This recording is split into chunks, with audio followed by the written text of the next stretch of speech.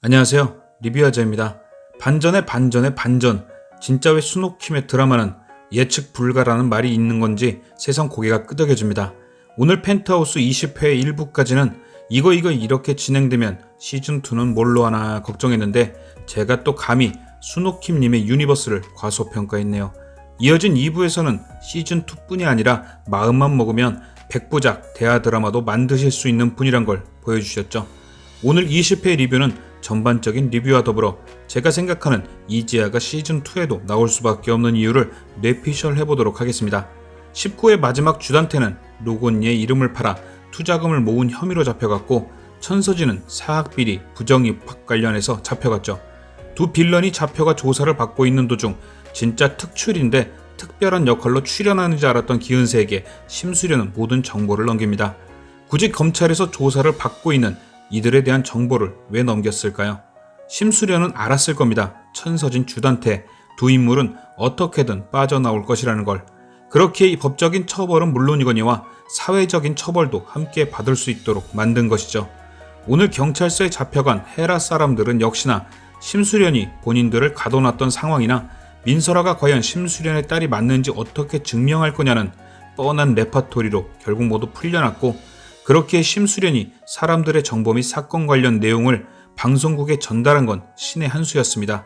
사람들의 눈치 보지 않고 살던 아나무인의 헤라클럽 멤버들이 지나가던 사람들의 눈치를 보게 되었고, 민설아를 집단으로 괴롭혔던 헤라 아이들은 똑같이 다른 아이들에게 괴롭힘을 당했습니다.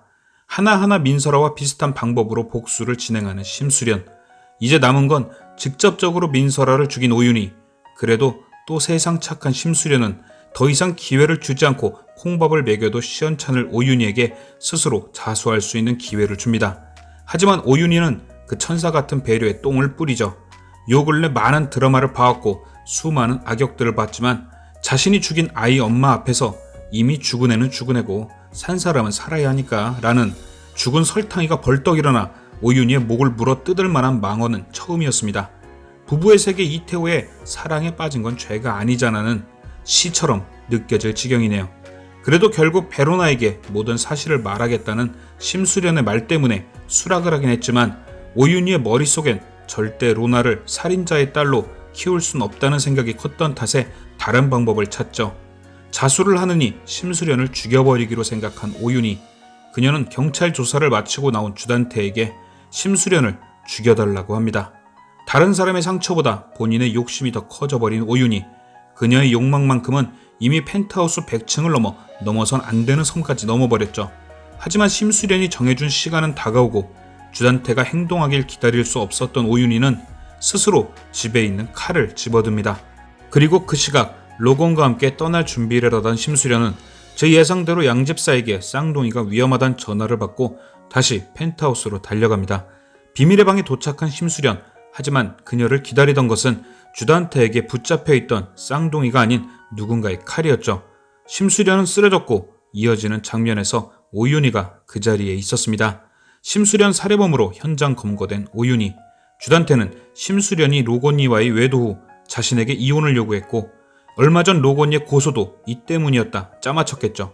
그리고 그런 자신이 이혼할 상황이란 걸 안 오윤희가 자신의 옆자리를 노렸다고 합니다. 그리고 이미 모든 증거는 오윤희를 향해 있죠. 결국 주단태는 제 예상대로 오윤희를 배신했고 모든 것을 오윤희에게 덮어 씌운 뒤 자신만은 쏙 빠져나갔습니다. 여기까지 보면 심수련은 죽었고 오윤희는 주단태에게 당했고 주단태는 예고편대로 천서진과 행복할 일만 남았죠. 그럼 이제 문제는 과연 심수련은 진짜 죽었냐겠죠. 아직 주단태 오윤희에게 제대로 복수도 하지 않은 상황에서 복수의 주체인 심수련이 죽게 된다? 이러면 심수련이 너무 불쌍하지 않을까요? 물론 드라마에서 주인공이 불쌍하게 죽지 말란 법은 없지만 순옥킴의 드라마 법칙상 죽어도 죽지 않는 사람도 많으니 기대는 해봐야죠. 지금부터 하는 뇌피셜은 지극히 개인적인 상상이니 그저 즐겁게 봐주시면 감사하겠습니다.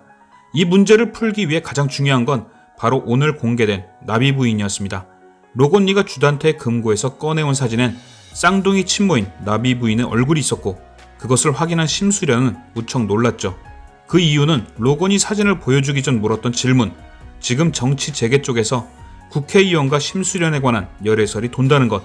물론 심수련은 그 국회의원과 일면식도 없었고 그렇다면 답은 하나, 사진 속 나비 부인이 사람들이 심수련이라고 오해할 만큼 그녀와 닮았다는 것. 주단태가 심수련을 갖기 위해 미국까지 쫓아가 총질까지 한 것으로 볼 때 그 당시에는 심수련에게 비정상적으로 집착했었고 수련이 파혼을 선언하고 미국으로 간 뒤 주단태는 심수련과 닮은 사람 혹은 성형수술로 닮게 만든 뒤 대리만족을 느꼈을 가능성이 있습니다. 그래서 이 가설이 사실이라고 가정하고 제가 제일 먼저 써본 뇌피셜은 심수련은 주단태의 계략에 빠져 진짜 죽은 게 맞고 쌍둥이 친모가 심수련인 척 시즌2부터 등장한다 였습니다. 가능성이 아주 없는 얘기는 아니지만 이럴 경우 복수에 대한 서사가 무너지죠. 주단태와의 악연은 있을 수 있지만 그렇다고 그녀가 심수련의 복수를 대신한다? 뭔가 김 빠진 콜라 같은 느낌이죠. 그래서 그 다음으로 생각해본 뇌피셜은 살아있으면 끝까지 찾아서 복수할 주단태를 속이기 위해 심수련이 가짜 죽음을 선택한 뒤 쌍둥이 엄마인 척 등장한다 였습니다. 1번 뇌피셜과 정반대되는 뇌피셜이죠. 이 경우 얻을 수 있는 건 엄청난 반전과 복수의 서사를 그대로 끌고 갈 수 있다는 장점이 있죠. 제가 1번이 아닌 두 번째 뇌피셜에 무게를 두는 가장 큰 이유는 앞서 말한 복수의 서사도 있지만 바로 세 가지 장면 때문이었는데요. 첫 번째 장면은 로건과 수련이 나비 부인에 대한 얘기를 나눌 때 수련은 로건에게 그래서 이 여자는 지금 어디에 있나요? 라고 물었고 그에 대한 로건의 대답은 잘려 있었지만 표정은 좋지 않았습니다.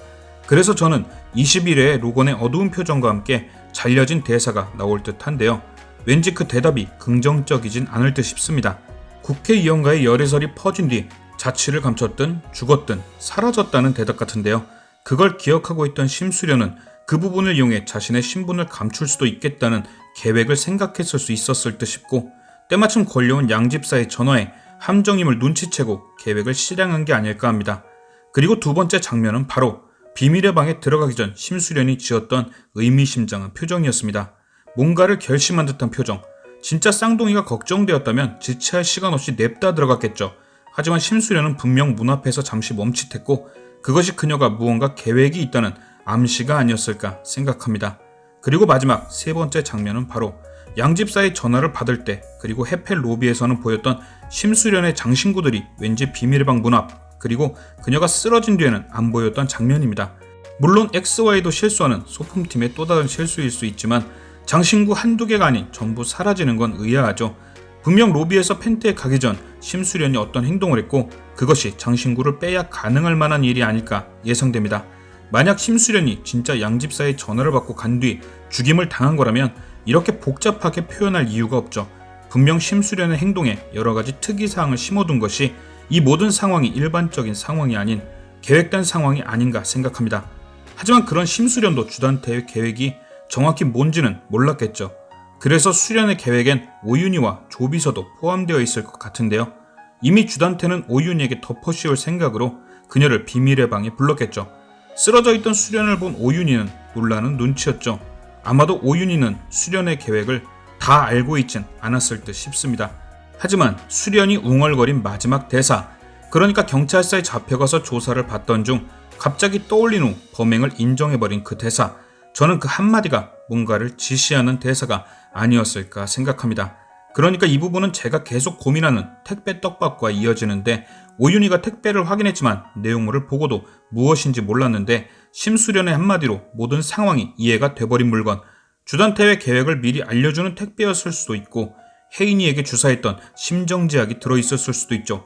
주단태에게 늘 두들겨 맞던 조비서를 미리 수련이 포섭한 후 자신을 찌를 때 생명에 지장이 없는 곳을 찌르라고 얘기한 뒤 오윤희에겐 택배 상자 안에 있던 주사를 놔달라고 얘기한 거죠. 이렇게 되면 수련은 죽지 않았고 마지막 내 동생이라고 적힌 사진을 챙기듯 둘의 관계가 이해와 용서의 바탕이 되는 스토리로 마무리된 뒤 민설아를 죽인 벌 대신 심수련을 죽인 벌로 작지만 오윤희도 자신의 잘못에 대한 벌을 받고 시즌2에서는 단석 커플 대 롱년호의 싸움이 펼쳐지지 않을까 하는 똥뇌피셜을 남기며 그래서 오늘의 한 줄 평은 태호씨 그동안 욕해서 미안해요.